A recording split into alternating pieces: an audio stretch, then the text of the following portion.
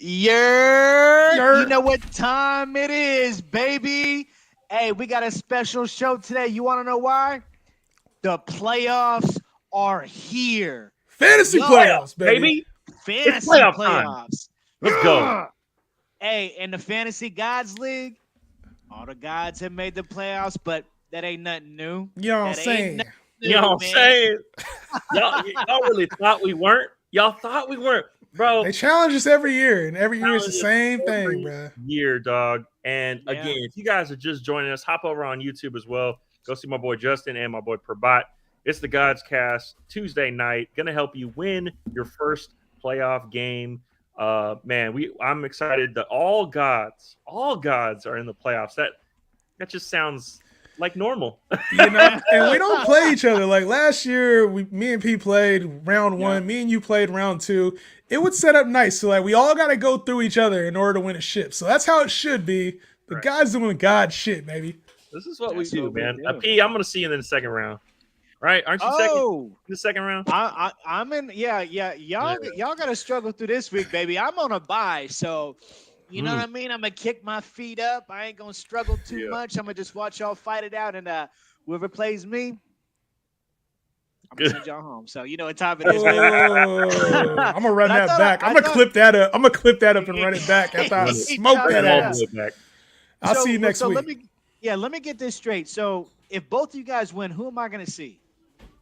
Third place. It would be it's gonna be Justin because I'm the lowest seed, so I would play the number one seed. Oh, okay. Mad Max 17. Hey, what's up, bro? Thanks for the follow. I'm always trusting Barkley every season, every game, so don't matter. Don't worry about Barkley. Yeah. But yeah, Oh, so it's gonna come It back is you, to Jay. I got the easy road to the it ship. would be Yep. J hand. See, real recognizes real right there. Hey, we got if we. niggas But got I some mean, sweat out hey, here. Justin had some injuries, man. We can't. There was some injuries, Yeah, man, and yeah, you know, we let's- talk about yeah. injuries. The first one we got to talk about, obviously, is Kyler Murray, man. I got Kyler. Russ got banged up. He was concussed. Kenny Pickett was concussed, but you hate to see Kyler Murray, man, out for an extended period of time, probably an entire calendar year. Torn ACL, man. One of the young guys just got paid, so thankfully he got his contract, but it sucks to see a young guy go out like that. Somebody's trying to prove himself, fight a lot of the critics, man. You hate to see it. But Kyler Murray, man, out for the playoffs. We got some quarterback options we're going to talk about here in a little bit. Yeah, man. Ohio Jamal, thanks for the follow, man. Appreciate you. Who should I start? DPJ, Christian Watson, Juju, Zay Jones, a wide receiver 2. To me, it's still Christian Watson. I think has the highest upside there. Followed by DPJ. Zay Jones is going to be your consistent floor guy. I mean, he's more impressive than I thought he would be. And again, he's kind of had those like 2 blow-up games, really nothing else in the season. So I don't really trust that. Andreas, Rashad White, Swift, or Knight. To me, still going to go with Rashad White, Swift, and then Knight. And we'll talk about the other questions as we get to it. But guys, again, if you guys are here, 66 people in our live, go hop over to YouTube. Guaranteed to get your question answered. Follow us on YouTube. We got Justin. Yeah. And let's go. Let's get it. Go to YouTube. Holla at us over here, YouTube, man. Let's keep it lit, man. We got the questions. We're throwing them on the board, but yeah, let's talk about these injuries. We also talked about, Kyler getting hurt, huge blow. I mean, what does that put the Kyler owner like? Who are they looking to pick up on waivers? But even before we get to that, I want to talk about the impact to the skill players on Arizona. Like, where does that put D-Hop? Yeah. You know what I'm saying? Where does that put Marquise Brown? Dan, holla at me. Where do you value D-Hop? I know you're huge on him. Yeah. Well, I mean, obviously with Kyler Murray, I projected him to be, automatic wide receiver 1, and that was true. Like he was automatic, locked in. Is he really easily a wide receiver 1? No, P. No, he was easily a wide receiver 1. So you lost that. I eat my words. I eat my ducking words. that smoke. Did I get you? I love you. But it's gonna hurt him. It's gonna hurt D-Hop. But the thing is about D-Hop is he's shown that he's able to produce with horrible quarterbacks. Like he is QB proof as they come when it comes to the wide receiver position. But you have to lower it a little bit. I think he's a high end, low end wide receiver 1, high end wide receiver 2 at this point. Yeah. He's going to get the targets. He will be peppered with targets. That is what he will get. But the problem is that he's kind of like that Michael Pittman in the sense like he's going to get peppered with targets, but how many touchdowns can he get in the last couple weeks? I don't know. Not really a good fan. And the problem is he's playing Denver this week. Patrick Surtain looms. The only other one that I like is actually I think stock up is James Conner. I think stock up. Yes. James Conner, I think he's going to get a lot of catches. He will get everything he can have until he gets injured. At this point, like I think he's automatic low end to mid tier RB1. Personally, I think he is locked and loaded with the opportunities, and especially in PPR, he's going to get a lot of catches. You think he's an RB1 mid tier to back end RB1? He's just mid tier, but he's locked in RB1 low tier, locked in like top 10, guaranteed. Yeah, I get concerned with D-Hop, man, because D-Hop is also the kind of player that likes a lot of volume to get his production. But one thing about Arizona is they're out the playoff hunt. So you start dealing with some of those nagging injuries now. D-Hop's getting a little older. To me, he's the kind of person that would, be dealing with the ankle or something that normally he'd play through. He ain't got a lot. This is kind of a lost season for him already, coming in 6 games into the year being suspended. To me, it feels like a lost season for D-Hop. So with Colt McCoy in there for the foreseeable future, like he's more of a high-end wide receiver too, but I could see a scenario where D-Hop maybe doesn't finish the season, and then Hollywood Brown is a wide receiver 3, boomer bust wide receiver 3 in my opinion. Yeah.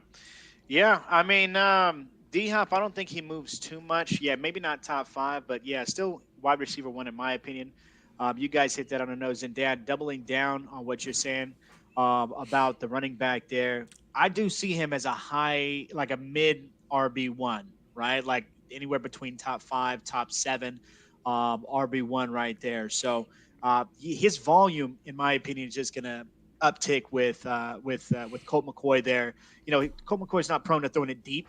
He is a check down guy, and they got no tight end over there. Who else are going to check it down too?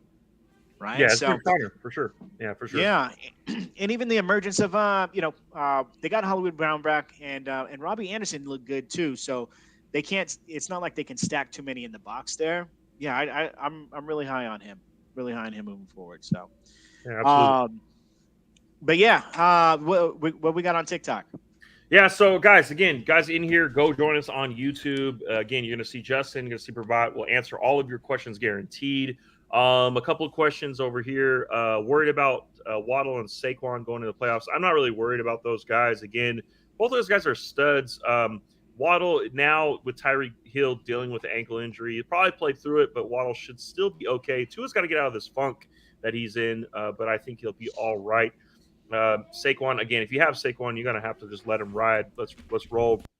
If you don't have any other solid options. Will the Packers sneak in the playoffs? I could see the Packers sneak in. They have a shot, but at the end of the day, I just don't think they're enough to kind of beat the upper tiers in the NFC. Peoples-Jones or White, I'm still rocking with Rashad White, but if Cooper sits, I do like Peoples-Jones in the game. Is there a picture of D-Hop in the dictionary for the word QB proof? Yeah, exactly. D-Hop's picture would be there. And then who are you looking at for the playoff defense? Just stick around. Justin has a lot of defenses. We talked about this earlier. Thank you guys for the likes, getting us up to 1,000. Yeah, stick around to YouTube, and we'll get your answer with the defenses. Yeah. So, thoughts on J.K. Dobbins? Jay, what you thinking about him? J.K. Dobbins, man, looked good for this Ravens running back crew committee. I was kind of concerned about it coming in there just being a full split, but he had 15 carries, 120 yards, and a TD. So to me, I like what I saw. He's startable enough to be a back-end RB2, which everybody needs running backs right now. Definitely flex-worthy. And coming up here in fantasy playoffs, I mean, you got Cleveland, you got Atlanta, you got Pittsburgh. These are all defenses you can run on. So I think J.K. Dobbins has value. He's worth the pickup. And I would he'd probably be the top running back. If he's out there in 10-man leagues, he's probably the top running back that's available. Yeah, I think if he is available, you have to pick him up. I mean, it's so hard with running backs. Every other running back is not good or dying. And you really got to shoot for the gustos in the playoffs. To me, he's, a flex play RB2 at best, but he has the upside that you're looking for. So, get him as your RB2 flex position, and you should be good. Facts. I mean, he did look good a couple breakaways, so definitely prioritize him. Another injury wanted to talk about. Now, it's not as bad as it looked on the field, but Debo Samuels got carded, came back. It's just an ankle injury and an Yeah. MCL sprain. However, he's going to be out for the fantasy playoffs, the rest of this fantasy league for you. Not the regular league, but the fantasy league. So, what does that do for a young quarterback like Brock Purdy? And does that, in your guys' opinion, does that boost up any of the other skill players? Dan, let me know. Well, I think that Brandon Ayuk comes to mind. Like I think that he should be getting multiple of the targets up there. I think that ultimately you're going to have to rely on Christian McCaffrey, and I don't see Kittle kind of breaking out. I think he could break out more if Debo was around, but I really don't see Kittle breaking out. He's there to protect Purdy. Like he's a great run blocker, probably the best run blocking tight end in the league. And to me, I just don't see Shanahan putting him out there too much. I mean, could he get a touchdown? Yes. I just, where's the old Kittle? Like, I want the old guy, the guy that was competing with Travis Kelce, and that's just not going to happen this year. Maybe next year with Trey Lance, who knows? But I think it boosts up for Brandon Ayuk if Debo doesn't play, and McCaffrey. Those are the two guys that I would say stock up. So you don't think the lack of Debo helps? I don't. I really don't think so. I think that he's going to be asked to block more, and for me, why would you put him out there? He's, like I said, great pass blocking and running blocking tight end, one of the best in the league. You got to protect your asset, and you don't want this guy to get hurt. You don't want Purdy to get hurt because you're in Super Bowl contention at this point. Like you can run off some wins here. The Niners are really in good position. They can still go deep in the playoffs and win Super Bowl. They're a really good team. So to me, just protect your asset. So I guess from this point on, if talking about Kittle here, him having like one of the top 5 easiest schedules in the playoffs, where do you rank Kittle as far as the tight end position? It doesn't seem like you're too high on him. Well, I mean, I look, anybody outside of Kelce, how can you rank high at all? You just can't. Like, yeah, there's a tight end 2 to tight end 12 for a tight end 1, but it's tight end 1 is almost like a tight end 4. Like, really, all of them they're really not good overall, right? So, like, you're going to get some big Evan Ingram weeks. You're going to get a David Njoku, and like none of them are consistent. So you have to temper expectations. To me, Kittle ranks, he's in between ranking 5 to 10. Like he has the upside to get you what you need, but at the same time, he also has a low floor, like which all the tight ends do. There's really not a standout tight end 2 to 12 that I'm like, oh, lock that dude in. Like, no, it's just if you get lucky this week, cool, you got lucky. But I just don't. I mean, look, what did he have last week? What did Kittle have? Well, he had the targets you wanted to see last week, and I think that's the thing that I don't expect Kittle to be like a league winner. I don't expect Kittle to be like 6 catches, 100 yards, and a touchdown. Like that's what you drafted Kittle for, the upside, like you mentioned, that Kelce upside. But what I do see with Kittle is that they do need an intermediate option. With Debo gone, Christian McCaffrey is going to be involved in the run game. Brandon Ayuk's role doesn't really change there, being on the outside. And so you do need somebody on the inside to kind of take over some of those low to intermediate targets. And I think that's where we see George Kittle in the screen game for the Niners. We saw him involved in a lot of check down stuff. Brock Purdy, in case he's not looking downfield, like going up against a Seahawks team that's probably going to be bringing the pass rush this Thursday, I can see George Kittle having a role. So whereas I don't think he has the upside to be like the tight end 1 any given week. Like I don't see a 100-yard, 150-yard touchdown day from Kittle. I do think he has a nice solid floor right now in PPR leagues of probably 4 to 5 catches every given week. Now, whether that's 30 yards or 60 yards to be determined, but I actually do like George Kittle. Like I said, for Ayuk, I think it's business as usual, but Jawan Jennings is probably a deeper league target. If you're in a 14-man, 16-man league, Jawan Jennings is somebody I'd be interested in, not in a rush to start. Okay. All right. Great. So now, other injuries that we got going on. A lot of concussions. Do you guys expecting these guys to be out more than just that week? You expect them to be out this week, or what are you guys thinking? Well, with the in terms new of Tua, go ahead. Yeah, with the new Tua protocol, it's, you know what I'm saying, they got to stay out, bro. Like they got to stay out for at least a week. And so Russell Wilson, Kenny Pickett, I'm expecting both these guys to be out for at least a week.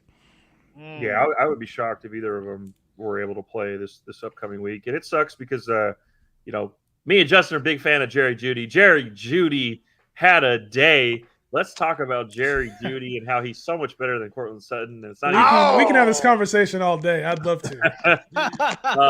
It was good to see Jerry Jeudy just have a breakout game. But I mean, I just don't see him doing that with the backup there in Denver. And if you have Jerry Jeudy, I think he goes to the bench. You probably have better options at receiver. Gotcha. All right, so let's get to some of these questions here. We got my man, Tylen. I have Saquon, Dalvin Cook, James Conner, and Jonathan Taylor. That's stacked. Struggling who to start this week. Pick 3. Okay, so you know what? Who you got, P? I'm going James Conner, Dalvin Cook, and I'm also going Saquon, baby. Yeah. So you sitting right. Jonathan Taylor this week? I'm sitting Jonathan Taylor this week. No, you're not. No, you're I'm not. sitting No, you're not. I'm sitting, son, bro. Come on, I'm gonna help you out. I'm gonna help you out on this one. You can't sit Jonathan Taylor, bro. 20 straight carries in 3 straight games heading into the bye with Jeff Saturday as a coach. You are not sitting Jonathan Taylor. You have to play him. If anything, if you're worried about the Saquon injury, then maybe James Conner over him. But you go Dalvin in a plus matchup, Jonathan Taylor in a plus matchup, Saquon Barkley. You never face Saquon Barkley. If you want to start James Conner, I'd understand though. Yeah, that's who I would pick. All upside, all world talents. Saquon Barkley and Dalvin Cook and Taylor. That would be my play. James Conner, again, with no QB and going against Denver. I know Denver's a solid pass defense, okay to mid-tier rush defense, but with no quarterback, it's going to be tough. Now he's going to get a lot of catches, and his floor will be high. But the Saquon Barkley upside, and remember, Saquon had a solid game. Last time he played Washington, he was 18 carries, 63 yards, a touchdown, 5 catches for 18 yards. So we know that it's available. It's all about health with Saquon Barkley. Now he got out of this, and we talked about a lot of the comments on TikTok that I still have to answer. Were commenting about Saquon. I need to know Saquon injury. I need to know Saquon info. The thing about Saquon is he left that game with nothing new. Right, no new injuries to be had. Right, so he didn't have any setbacks. Now he has another week to get healthy, to get rested. And I think he'll be just fine for your do or die. And here's the thing: did you really want to bench Saquon in this matchup? And you're like, you know what? I benched an all-world talent, and I lost. You don't do that. Just you lose with your all-world talents. You play to win the game. You don't play not to lose. I want winners. Play not to lose. I don't know, man, because I started Saquon last year, and Justin Jackson proved me wrong with that little ass Chargers game he had, 30 points, whatever the hell it was. Try hard. That's crazy. Facts. Speaking of tryhards, Dameon Pierce is expected to be out for the season with an ankle injury. So Rex Burkhead is now in line for more touches, and even though he's not a strong high ceiling pickup, he is now a pickup in Superflex leagues. So in 12-man PPR leagues. So if you need running back depth, Rex Burkhead is not a sexy option. Sexy Rexy, it's not there, but he's definitely a floor play, like an 8 to 10 point floor play any given week. All right, we got my man Blurpy here. All right, start one in the flex this week. You got Mike Evans, ETN, and Zonovan here. Who you guys got? You got to pick one. Let's go, Dan. That's easy for me. It's Mike Evans. You don't fade Mike Evans. No. Yeah. He's got a low floor, though, man. You worried about that, though? Because the floor is low right now from Mike. Didn't we see the fact that didn't we see a couple 80-yard bombs and flag? I mean, bro. I'm just fine with Mike. Again, I am not fading this guy. Okay, I will lose with Mike Evans. I'll lose with Mike. I'll lose. You gotta lose with Mike. Give me Mike Evans. Yeah, and it looks like that they may be playing. They gotta put up points against Cincy in that air game. So yeah, Cincy's been tight though against opposing wide receivers. All right, my man Omar, what up? All right, made it to the playoffs, but got Debo and Cup on my squad. RIP in the chat. Dead on arrival, man. I'm there with you, dog. These injuries, bro. They don't. I just dropped Cup today. Bye-bye, Cooper. Bye. He gone. Dang. He gone. Fournette or White? This is a big one, man. This is a big one, Yeah. guys. Fournette and White, bro. And it's like, we saw the uptick with Rashad White heading into the bye. We talked about his role in increasing. But I think we also spoke to the demise of Fournette a little too early. It seems like this Tampa Bay team wants to keep them both involved, get them both similar amount of touches. And I think any given week we can see Fournette as a guy. Any given week we can see Rashad White as a guy. So I think I would lean most weeks to Rashad White over Leonard Fournette as the preference, the player I would play. But right now they both seem like flex options to me at best. Yeah, if you can get another player that kind of more or less dominates the touches, you're going to roll with that guy. But if you had to pick one, I'm still rocking with Rashad White. I think that he has, they're both flex options, like Justin was saying. Like, we're not looking at, okay, who's going to be the RB1 this week? Like, no, it's not going to happen for fantasy. But if you had to pick one, I'm going White. Give me the catches. And Brady still trusts them, especially down the red zone. They won the game with Rashad White catching that ball. So yeah, I was just gonna say, man, I'm leaning towards White more so because those situational plays, it seems like White's getting the rock more so than Fournette. So I would throw White out there with confidence. Throw him out there with confidence, according to my man P, baby. You already know, baby. You already know. All right, my man, Tightland again. What up? Thanks, guys. Thoughts on Keenan Allen as of now? Now, I will say this. Let me just speak on this because I've been really down on Keenan Allen, right? So I thought he was more of a wide receiver 2, a high-end wide receiver 2 than a wide receiver 1. Man, get that mic out my face, man, because Mike Will's still making it out here, baby. Keep going, Mike bro. Will's I want to still hear making this. it. I gotta hear this. Yo, I'm gonna say this: PPR, Keenan Allen is there. Big plays, Mike Williams is there. Hold on, you said there. What do you mean by there? He's there. Yeah, I gotta hear what you mean by that. What do you mean by there? Better. So he's getting peppered, right? In times of need, when they need to make plays, when they need first downs and moving the chains. That's Keenan Allen. That seems like their weapon right there. Top what? Right. Top Keenan Allen, wide receiver moving forward. Top. It's tough, man. A lot of wide receivers, man. I gotta put him in the top. I'm gonna put him in the top 10. I'm gonna put him in the top 11. Let me just say that. Top 11. Where you got T. Higgins at right now? Well, I got T. Higgins. You catching all the smoke. Catching smoke, bruh. Yeah. No, it's good. It's good. Yeah, I mean, you living off one good game off Keenan right now in this season, so I'll let you have your flowers right now. All right, let me get some TikTok real quick. Fire away. Yeah. Tyler Ray, if you're still in here, man, I appreciate you kicking it with us again, guys. If you guys are here, go to YouTube. Fantasy Gods. You'll see me, Justin, Prabat. We guarantee to get your answer in. So go to with a clean cut too. Channel. How do we feel about? That's why they're not here. How do we feel about T.Y. Hilton? A lot of questions about T.Y. Hilton. I don't feel nothing about. We don't feel T.Y. Hilton over here, baby. There's no reason to pick him Nostalgia from the Colts days. That's about it, bro. Yeah. Goodbye. My son's name is T.Y. That's the only thing I recognize, man. Goodbye. Man, how you gonna name your son after T.Y. Hilton, huh? It definitely wasn't that. His name's Tyson. Tyson. Yeah. T.Y. son. B-Rob or Pacheco, I'm going with Pacheco in this game. Mike Evans or Garrett Wilson, I'm still rocking with Evans. Is that my guy Justin talking? I gave him all the information he knows. Kyrie Condon. Kyrie, what's good, Kyrie? Kyrie's the homie, bro. He be tapping in on the dailies. Love it. Devin Jones, I have Dallas defense. Should I pick up another defense for the playoffs? Again, Devin, hang with us. Justin has some great defenses for the fantasy playoffs. Hang with us just a minute. We'll get to your answer. Smack, is it Mike Evans or Mike Williams? I would probably go with Evans still. I'm still on the Evans train over Mike Williams, but that's just me.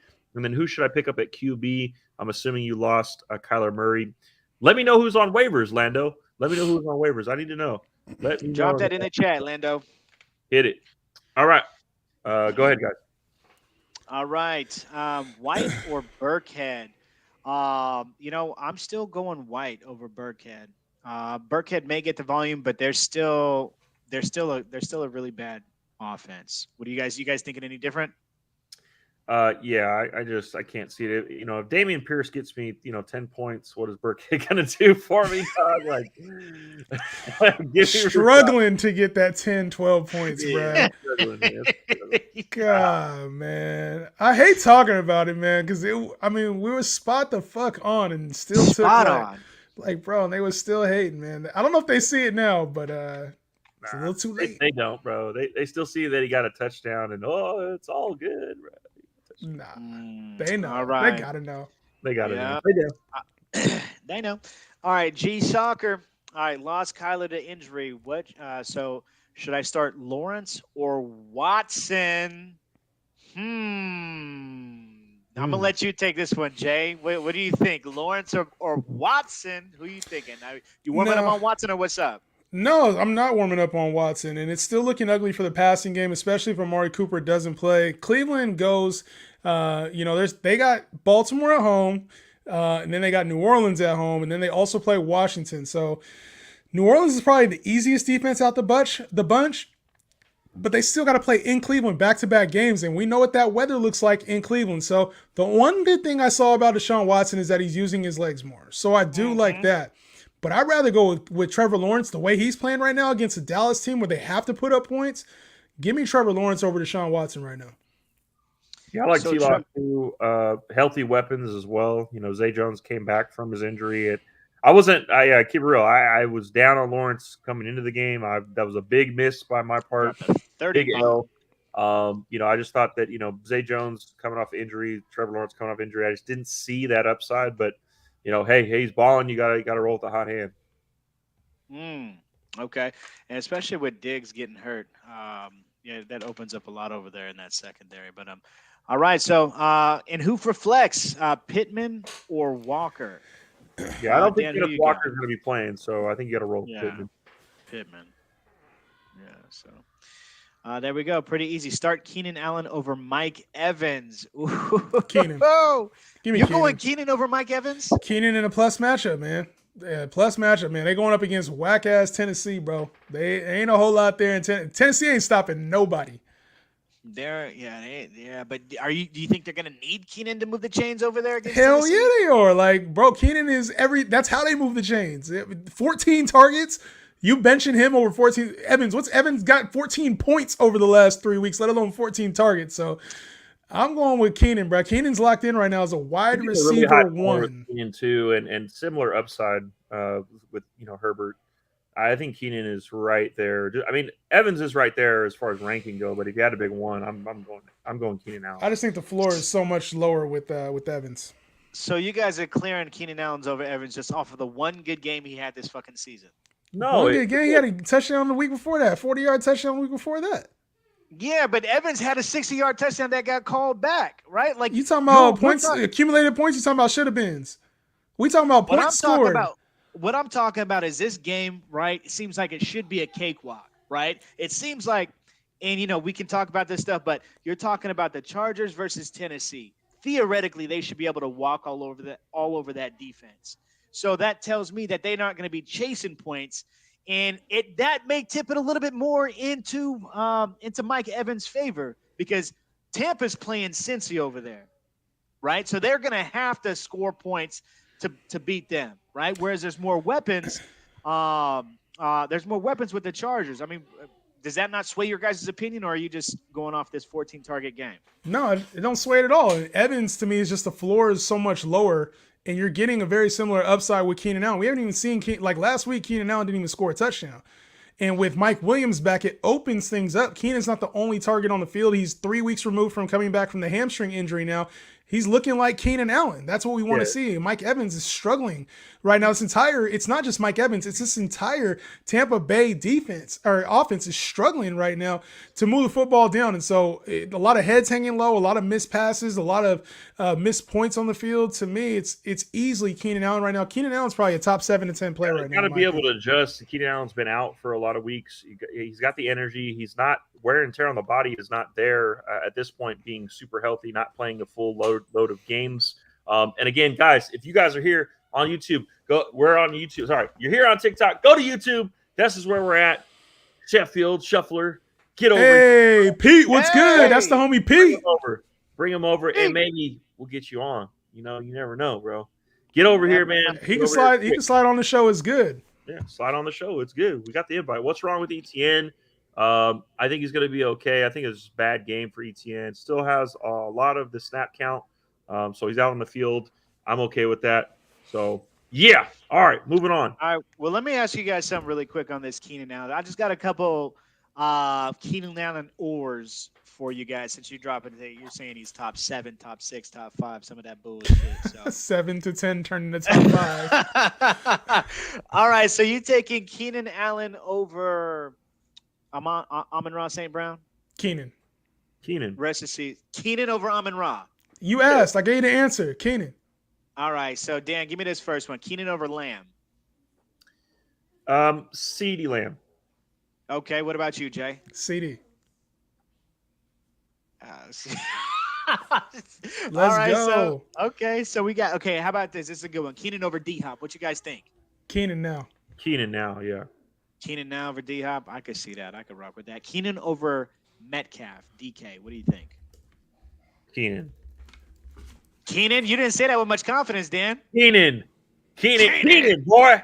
Keenan. All right. All right, Jay. What the hell do you think? Come on, holla at me, Jay. It's Keenan over DK. Keenan over DK. All right, one last one. Dan, you better not play around with me, man. Keenan over Mike Will made it. Keenan, baby. Keenan over Mike Will? Sure. Hell no. All right. Because you know what? Mike Williams is going to it's going to hurt you, bro. He's that 30-point and 2-point game, bro.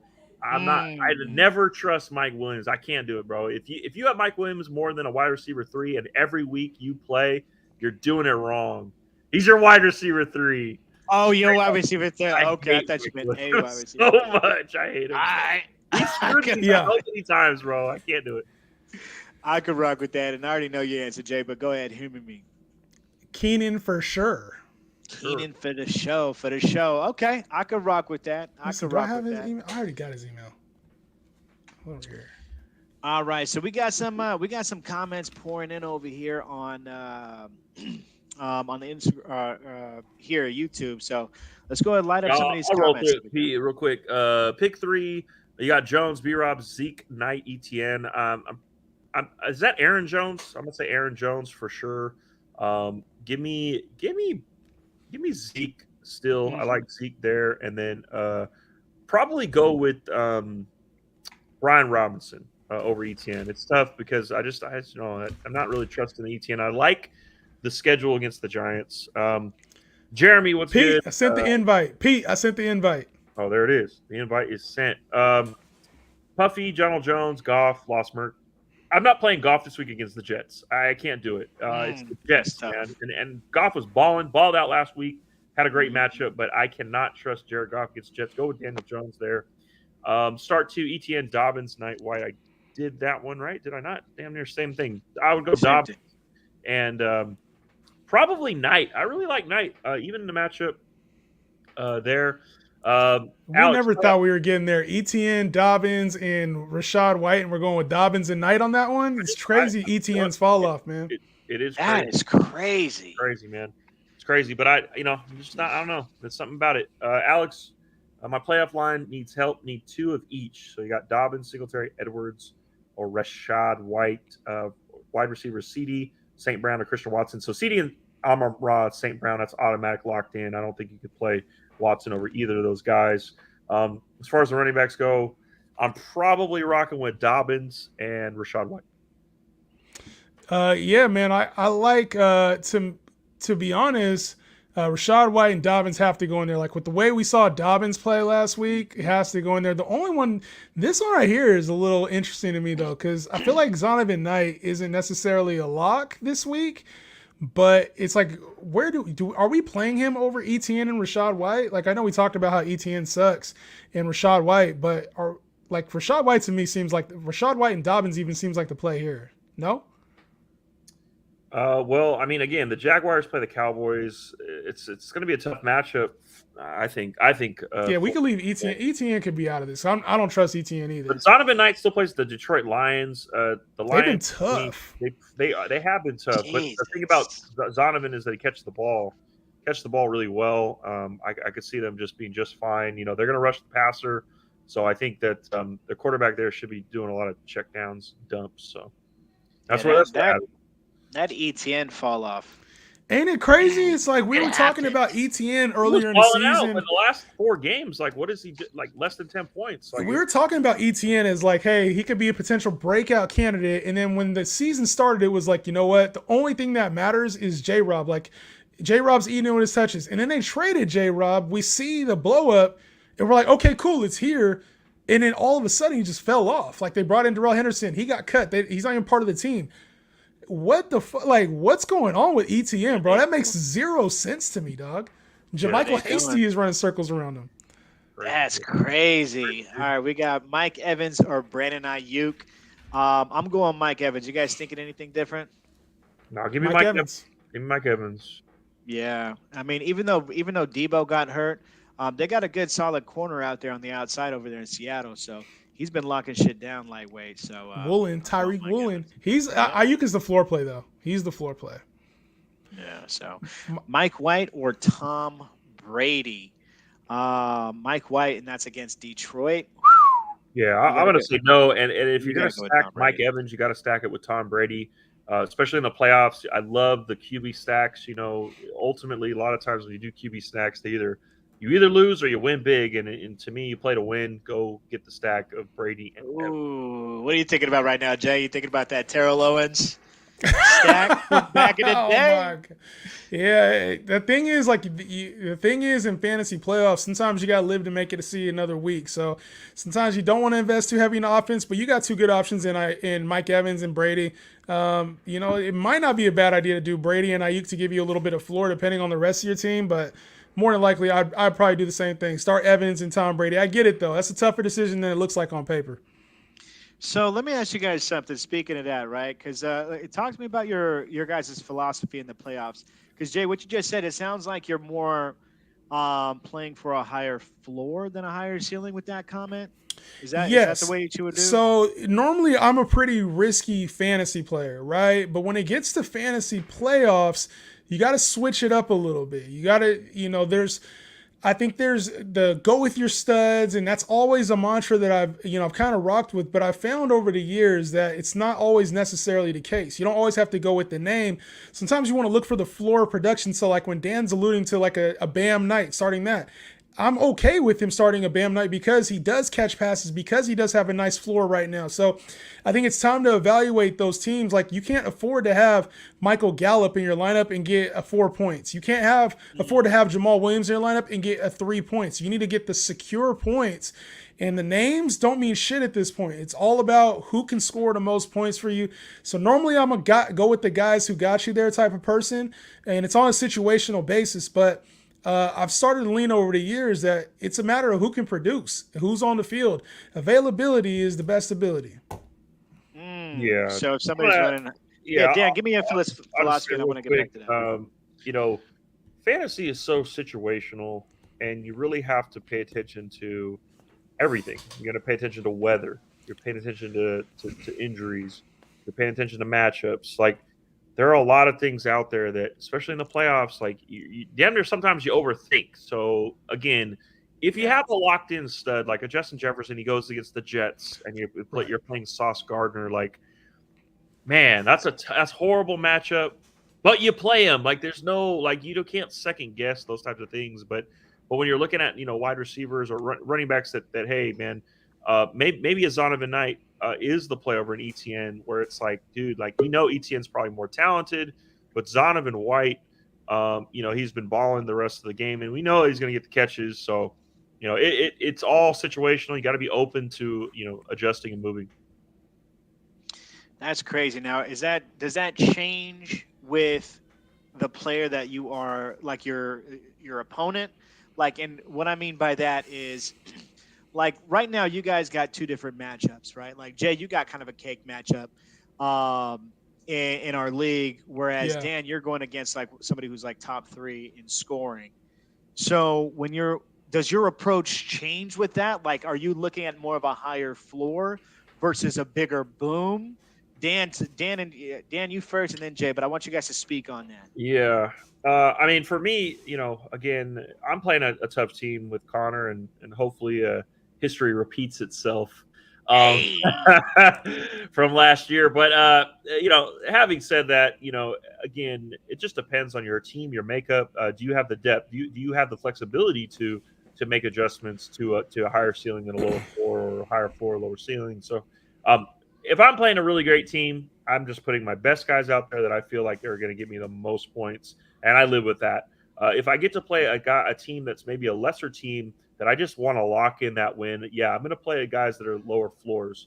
Like, for example, I'll play a Keenan Allen, maybe against Justin's opponent's team, or I may play like a CeeDee Lamb against Connor, whereas I know his ceiling's way higher, and I need those points because I have to battle guys that are just he has a lineup that's stacked. So yeah, it's tough. It's all situational. You got to play the team, but in the playoffs, anything goes. Got to win. Yeah. Facts. Yeah. No, I definitely take a look at who I'm playing, right? You look at their floor potential, you look at their ceiling potential, and that really does change, those situational who do I starts. That really does have an impact, especially when you're setting up your team or even add dropping players. Like right now, the person I'm going against has a lot of running backs. They don't have a lot of receivers. So I'm more apt. And then the next team I play per bot has more receivers, what I'm saying, than running backs. So it's like I kind of look at who I'm playing, what they need, and that's how I'm evaluating. All right, this is who I'm going to drop. This is who I'm going to add. There is a lot to look into when it comes to fantasy playoffs. We got some help. To get us through these fantasy playoffs. We got to bring my boy Pete on. Oh, he's sipping. Look at him. He's sipping. He got the lumberjack gear on. Pete, what's good, dog? How you guys doing? Good. Living large, bro. Good, man. We doing what we got to do, Welcome. baby. Yeah, I was just listening to you guys. So, I hit you up, Justin. I was like, yo, what you guys doing? Listen to you guys. You guys are always giving off what I love about you guys. You guys rattle it off. This or that, A or B, bomb. And you guys do really good with that stuff. So just a big fan. Love listening to you guys banter back and forth. Sheffield Shuffler with the playmaker. Man, one of the good homies, my guy Pete, man. We've been talking football, betting for a long time. How are you doing in this fantasy space, bro? Are you in any fantasy playoffs right now? I am. So I ride with one team, right? So I know a lot of guys like to roll, 2, 3 leagues, and that's totally cool. I like one team and I roll with it. So I wanted to get your guys' perspective on my strategy this season. And I'm 11-3 right now. This week is going to be playoffs. And I'm not like, some kind of guru or anything, but my strategy this season was, and let me know what you guys think. So my couple initiatives was to get a stack that I like. So I got Jalen Hurts and AJ Brown. So that was a stack that I like, right? And then I got running backs, and then I got their handcuffs. So I got Zeke and Tony Pollard. I used them when running back 1, running back 2. And then I got DeAndre Swift was my second pick with Jamal Williams. So I got that handcuffed as well. He can play as like a flex. I could use like a wide receiver as well. But I have done really good. I've only lost 3 games this whole fantasy season. So when you guys are, compiling your teams, your fantasy teams, is that a good strategy? Is something a part of that? Like, did I kind of figure something out or what? Like, what's your guys, as long as like the stacks and the handcuffs go, like, what is that? What do you guys think about that? Yeah. My little thing is real quick, Pete. My little thing is I love stacks. I've never been a big fan of handcuffs. To me, it's just a lot of times it's a wasted roster spot. The handcuffs that you did do, to me, Pollard was like the perfect handcuff. I really like Pollard. I liked Kareem Hunt, AJ Dillon, and Rashad White. Those were the guys that I really liked. I said later on you should get Pacheco for Clyde Edwards-Helaire, but I guess it just depends on that starter. Like whoever that starter is, how is their handcuff? Do I know the talent? Is it there? But I'm a big fan of stacks. I love stack. QB wide receiver stack is like, I don't know. I just love having it. I don't always get it, but when I do, it's nice. Go ahead, Pete. Yeah, I'm huge on stacks, like selective stacks. You don't want to just get any stack, right? You want to get stacks on a higher powered offense. A premier one, right? Yeah. If you could get like a Mahomes and a Travis Kelce, that's money, right? Especially at a Diggs and Allen. Yeah, exactly. Now, as far as like my approach, I love stacks. As far as handcuffs, not as big on handcuffs as most people, especially having multiple handcuffs. Like Dan said, you're taking up some roster spots.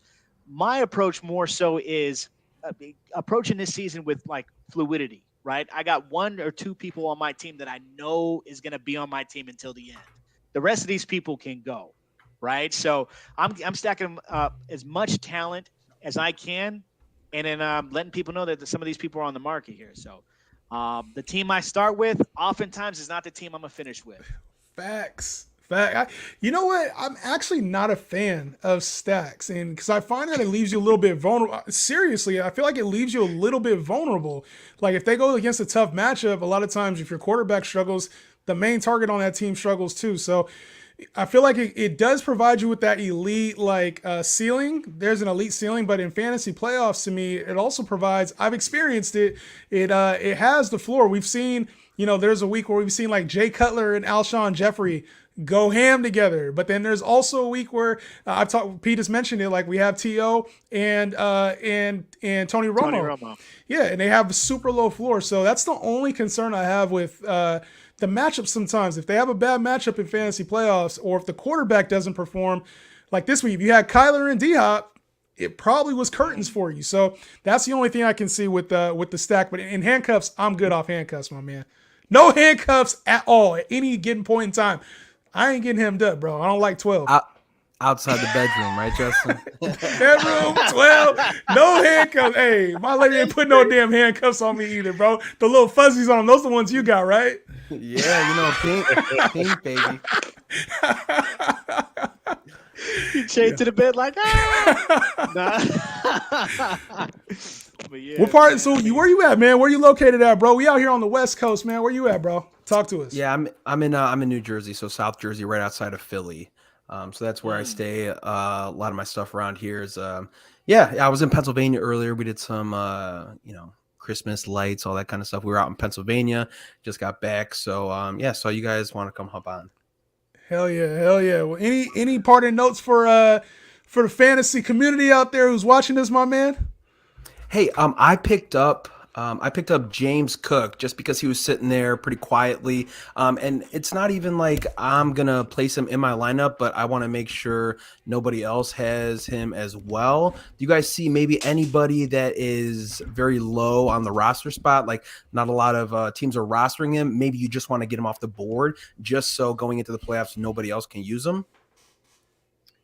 Yeah, that's tough. I would say probably J.K. Dobbins for me, if he's still available in leagues. I think you have to just kind of just make sure that he's picked up. But there's not really a lot right now. It seems like everybody that is available is just not really even worth you picking up, at all. Maybe some quarterbacks. That might be a good one with Kyler, unfortunately getting injured. You may have a team that's in the playoffs that may really desperately need a quarterback. I've seen waivers that have maybe like a Daniel Jones or something like that. Maybe even a Matt Ryan might be on waivers. I would just steal those guys just in case. That way they don't, they're forced to play, Colt McCoys or, someone that's worse off than those guys. So that would be my only strategy. I'm not really big on, Justin does it a lot. I really like what Justin does. You like drops, picks ups, making sure guys that are stay on waivers. People. It ain't even about blocking people. Sometimes it's just maximizing the opportunity. You know what I mean? Like maximizing. If there's a guy out there, I don't see why I wouldn't pick him up. You know what I mean? But I'm not big on like I need to block somebody else from picking him up. It's more so like how can I improve my roster? If I'm sitting there looking at a guy that has not performed over the last 2 weeks and I know I'm not starting him next week, there's no reason for him to be on my roster. If I'm not starting in week 15, week 16 in fantasy playoffs, Kareem Hunt is going to be gone from my team today. I'm not starting him this week, and there's 0% unless Nick Chubb happens to go down. I'm not starting in week 16. So there's certain players that can just go, in my opinion. Yeah, Kareem Hunt is gone. Gone. He gone. He gone, bro. That's crazy, man. Yeah. Now, I know I joined a little late, but I don't know if you guys had anybody that is still sitting out there that maybe had some good upside with their current matchup this week. Obviously, we're getting to playoffs and stuff now. Did you guys discuss that? Anybody that is kind of sitting there that has a lot of upside? high flyers, anything like that? I think the highest upside guy is a guy that Dan talked about, and I'm not sure he's going to get his opportunity, but if he did, he would be a game changer, and that's Pierre Strong from the Patriots. Now, Damian Harris is expected back this week, but Ramondre Stevenson's also out for expected to be 1 to 3 weeks with a high ankle. So, Dan, I'll let you talk about your guy, Pierre Strong, but that's a piece out there. If he's out there on free agents, I'm not expecting him to be a fixture in lineups. It's just a matter of if he gets an opportunity to take on the lead work for these next 3 weeks, he will be that guy. That's the only thing I can say about him. Yeah, I really loved Pierre Strong coming out. He's more of a dynasty ad. If anybody's watching that really likes dynasty, to me, I thought he was a great 4th-round pick in dynasty. And that's as a rookie pick. And to me, like, in 4th, 5th, 6th rounds in dynasty rookie drafts, most rookie drafts only go 4 rounds anyway. But mine went 7. And I really liked Pierre Strong coming out. I actually liked him over Ramondre Stevenson, just to the fact that he had all of the things that I look for. He had the size. He ran a 4.37 at the combine. Drafted in the first 4 rounds. He has incredible speed and burst, and he catches the ball in the backfield. To me, he was comparable to Elijah Mitchell. I thought that he could. If he was given the opportunity, he could break out like Elijah Mitchell did last year. I thought he would be great, but it just hasn't worked out for him. Again, still a young guy. The Patriots, especially Bill Belichick, loves to play guys that that know the playbook, aren't going to fumble, and are veterans. So I was like, I think he's going to be a dynasty asset. But if anything were to happen to Stevenson and Harris, this guy could do it. And we saw in limited touches, this man was explosive. Was able to get in the end zone, could catch the ball. This guy's got something there. So yes, he has a lot of upside. My last question to you guys would be, when you're looking at a backfield that's a little bit crowded, if you got a 1, you got a 2, like I mentioned, I got those handcuffs, and those can kind of go like 1A, 1B. What are some things that you guys look for when you are deciding who I'm starting this week, right? When you're looking at DeAndre Swift or Jamal Williams, obviously, red zone targets, those kind of things. Anything else that you guys are looking at when you're looking at maybe like a crowded backfield? I can't decide who am I going to play. They're both, projected, 13 points, 11 points, whatever it is. What are some things you guys look at? Let me jump on this one here because my internet's been cutting out here. But like we've been talking about this with like the Tampa backfield. Right, you got Rashad White. Some of the things I look for is how they're used situationally, right? Like that can be a bigger prediction than a lot. If they're used like in the goal line, or if they're used in like clutch situations, you can tell that team trusts that running back just a little bit more, right? And you're getting some more higher quality touches. So that's one of the things I'll look like when it's more of a 1A, 1B type situation. Yeah, and just to expand on that a little bit, I look for floor, right? So we talk about pass catching upside. When you talk about like a DeAndre Swift or Jamal Williams, Jamal Williams has been the play most weeks, but most weeks I probably still would be, when they're healthy even, I'm starting DeAndre Swift because he has that catch upside. So even when I look at a situation like Aaron Jones and A.J. Dillon, I'm starting Aaron Jones almost every time over A.J. Dillon, Zeke almost every time over Pollard because of the situation, because of the floor. So when they have the usage and there's split backfields, I'm always looking at, all right, who is in line for more, like who's on the field more, who's using the red zone more, who's using the passing game more. The combination of those 3 is getting the play for me, in my opinion. That's how I rock with it. Yeah, and all those numbers that Justin just laid off, I mean, they're out there, right? So you just got to do your research, look at your stats, take a look at who is being used overall in the game, who's been used in the red zone, who has red zone touches, goal line touches, pass catching targets, all of that, and you just gotta have to weigh it out. You're just like, okay, and then you think about, okay, what's the matchup looking like? You got Jared Goff against the Jets. The Jets are a really tough defense, so it's like, well, I'm probably not gonna play Jamal Williams because the Jets are gonna be tough up front. They'd be tough on the secondary. We want those intermediate passes. Probably gonna be Swift's week. But it's still it's hard, man. It's very hard. Look at the matchups. Look at who is getting the most, especially in the premium target. So targets and red zone touches would be the major indicator of who I am starting in that game. Facts. Beautiful. Yeah, man. Well, hey, thank you guys for having me. I appreciate it. I don't want to hijack the rest of your time, but you guys keep you part of the show, bro. You part of this the highlight now, featuring Sheffield Shuffler, baby. You know what it is. You know what, I appreciate Sheffield? it. If you could, Sheffield, you could chill for this last quick segment I got here for you. This has been a talking point, and maybe you can shed some light on how you feel. But how do you feel when it comes to approaching like vetoing trades? Right? Like, is it something that you're against? Is it something that's like, hey, let me put my input on? Just shed some light on that. Oh man, I've been a part of some leagues where there's been some collusion. I don't know about you guys, but there's it gets shicey, man. Especially like I mean, I'm sure you guys are all boys and you guys are on a league, but for a lot of us, sometimes you're in a league with, I'm in a league with like my cousin and his random ass friend and like his loser buddy that lives in Indiana, and then like he's in last place, and you see some trades like that, and you're like, what is going on? Handshake deals. Yeah, those handshake deals, obviously not a fan of it. But it's kind of like whatever, man. I don't know. You guys would probably have some better insight for that. I just kind of let things roll because there is a certain, I don't know. Would you guys say there's a certain type of luck with fantasy? No matter. Yes. I drafted last, man. I drafted last out of 12. I'm in first place right now. I'm not saying like you can't be in first, but there's injuries and so many other factors that go into that. So I let it roll, dude. I'm like, if it's meant to be, I'm cool with it. But I keep an eye on it. I'm like, you motherfuckers, you know what you're doing. You dirty. Yeah. Let karma take care of it, huh? Facts. Yeah. I've never been a big fan of vetoes. Hopefully that, when you join a league, you're supposed to be joining leagues that, have people that like fantasy football or people that have played before or people that have some amount of knowledge. Like, we don't want to play with guys that maybe they're not colluding, but you have one guy that just really doesn't know what he's doing. Like, McCaffrey had a bad week, so let me trade him for Devin Duvernay in week 1 when Devin Duvernay went crazy. Like, I'm sending those out though. Trades where it's like, okay, like, that's probably not what we need to do, and that's what your commissioner is for. The commissioner really can say, hey, look, this is not the trade that we're going to do. Like, I'm letting you know, like, I'm the commissioner.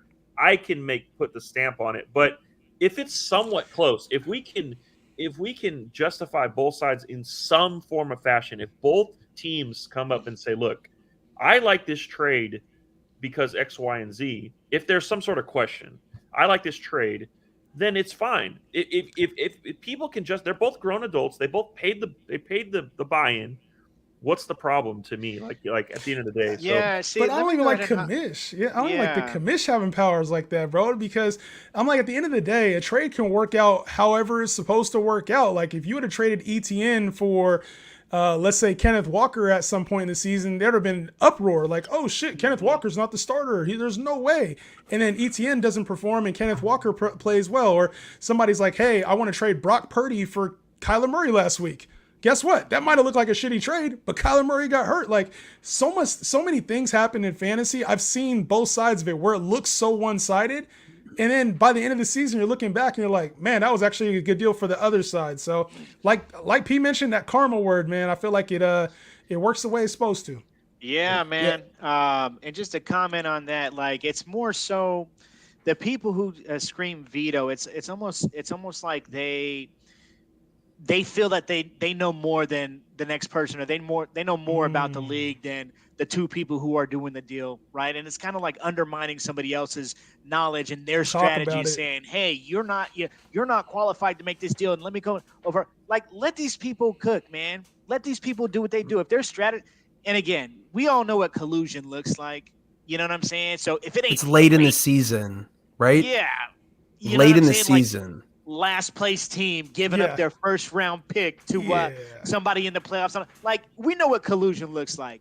But if it's like right in the pine, if it's something that's like, dang, why did you trade Jonathan Taylor early on in the year for Breece Hall early on in the year for just prior to the injury, and people start raising their hand, let these people cook, man. They got their own strategy, they got their own thought process, man. Don't undermine that, man. That's arrogant. Love that. Dropping game, absolutely, baby. and that's just kind of goes to my point. Like, most of the time, if I'm the commish, dude, like, we know what collusion looks like. So that's why I said, like, look, maybe the commission has the ability to be like, yo, we're going to put a stop to that because we know what it looks like. If it's even remotely close, like to me, like where it's okay, like 70-30, even in my head, I'm like, dude, you're getting hosed. I'm not going to do anything. But if it's like 95 to 5%, there's a problem that, okay, yeah, we know what it looks like. So that's the reason why I say. But other than that, I'm not vetoing. I've never vetoed a trade yet. You know what I am doing though? I'm going to that same dude and trying to see what I can get. Facts. You know what I'm saying? Yo, my turn. Recognize game, baby. You know what I'm saying? I'm in there like, hey man, we can make it do something. But but that's just me, man. It was a pretty close deal. What you got for me, bruh? You go up to me like, well, that deal. Let me give you another win. Yeah. You're doing pretty good there, Bucko. No, good shit though, man. Nah, Pete, man. Hey, come back whenever you want, dog. Tell the people where to find you at too, by the way. Yeah, it's just all my handles there: Sheffield Shuffler, Twitter Sheffield Shuff, all that kind of stuff. I follow you guys. I comment on all your stuff. So yeah, I'm around. I do football stuff, betting stuff. I make some stupid ass videos, so you'll see that stuff anywhere. You know what I mean? But absolutely. I love you guys. You guys are doing a great job. I appreciate you guys. You guys got some great insight. One thing I really do like, I know Justin does it. Dan, what was your name at the bottom again? I'm sorry, I didn't catch your name. P, man, P Prabat. So they call me P. P. I like when you guys put together a little roasting video. I'm sure you guys have seen Justin do it, right? When someone comes in the comments or gets on a stream and then you just hand them their business. I like that stuff. That's good. That's good content. So I'm sure you guys get that all the time. More of that. I'm saying I'm sure you guys get it all the time from all these trolls and people, thinking they could do it better than you, and that's fine, whatever. But if you guys could chop up some more of that stuff, I mean, that's good content.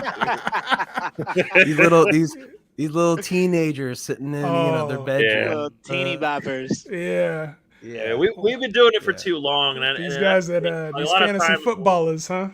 We've been doing it for 15 plus years, and a lot of people don't think we know, but we know, man. And we love when we hear that the Russell Gage is going to be top 5. Like, come on, bruh. If Dak is throwing for 6,000 yards, huh? Yeah, if only you had the history of the chats we were in before this whole TikTok stuff started, the shit we would talk, boy, it would make or break you, man. It would make or break you. There's a lot that broke. But the thing is you guys can back it up. You know what I mean? There's a lot of people who look out there for clicks and for views and all that stuff by saying some stupid stuff, but you can pick that out. You're like, this guy doesn't know what he's talking about. There's no statistics behind that. So yeah, you guys keep killing it. I appreciate it. Yes, Thank sir. You, Maybe we have to have a God's Day on Playmaker here soon, bro. Yeah. Bro, let's go. Let me know. It's good. Let's do it. If y'all need a Tuesday night show, we here, baby. It's good. Hey, Justin, tell your boys we were planning on doing a live maybe on Thursday. We got the 49ers on. So if you guys want to do something, let me know. Yeah. Get some stuff we going. In the game, baby. It should be a pretty good conversation. You know what I'm saying? I ain't going the puns, he killing them. All right, my man. Appreciate you, Pete. Appreciate it, guys. Thank you. Yes, sir. Yes, sir. Yeah. Solid dude, man. Mm-hmm. All right. Let's get to one more question, man, before we get off, bro. So I got Dallas defense for the playoffs. Should I pick up Titans, Chargers, Arizona, or any recommendations? Get to it, Jay. Get to it. I got some recommendations here for you. First up. I'm playing. Arizona is definitely one of the defenses I pick up. Now, they're second in the league in touchdowns, going up against a Brett Ripon probably led Denver team in week 15, a Tom Brady team that cannot protect the pass in Tampa Bay, and then Atlanta with Desmond Ridder in week 17. Arizona is a must grab for the fantasy playoffs. A lot of people are going to point to Kansas City as the team. Oh, they play Houston. Oh, they play Seattle. Oh, they play Denver. You don't want to pick up bad defenses in the fantasy playoffs just because they have good matchups. Like, I can't overemphasize that enough, right? You're going to look at KC and be like, they're going up against Houston. The thing is, we just saw them up against Denver, who had been one of the worst offensive teams in the league last year, and they could not stop them. Another one is Minnesota. A lot of people are looking at Minnesota as an option against the Colts because Matt Ryan's been turning the ball over. Do not pick up Minnesota. They are a terrible defense. Instead, target a team like Washington, the Commanders, getting Chase Young back against the Giants, San Francisco, and the Browns. So we can see some Deshaun Watson turnovers. The San Francisco offense doesn't really turn over the ball a lot, but with Brock Purdy out there and with Deebo Samuel out of for the Niners, things are going to be a little bit more consolidated. So you want to try to identify matchups. Another sneaky defense for this week only is Carolina. Carolina's been over 7 points in 4 of their last games. And so going up against a Pittsburgh-led team, probably without Kenny Pickett.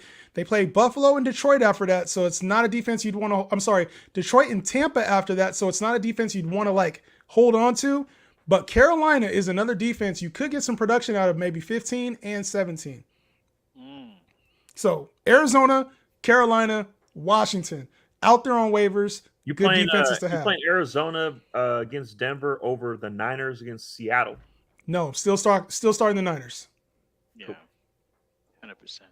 But you got Dallas defense up against Jacksonville. Like, that might be like, that's the kind of defense I like Dallas a little bit more.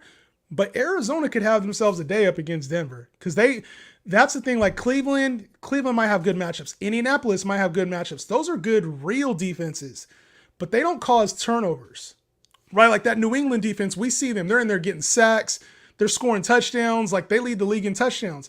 Those are the kind of defenses you want to target. Defenses that score, right? When you got those base 4-3 defenses, the ones that don't really attack, a lot of times you're not seeing like the Cleveland Browns, the Indianapolis Colts. They play in their base defense and they're not taking a lot of aggressive attacking type of plays. It's more of a coverage interception, a linebacker intercepting it. Whereas the Cardinals, the Patriots, they got those attacking 3-4 defenses. Their safeties, their corners are literally cutting through and picking shit off and taking it to the house. So would you take Denver over Arizona? No.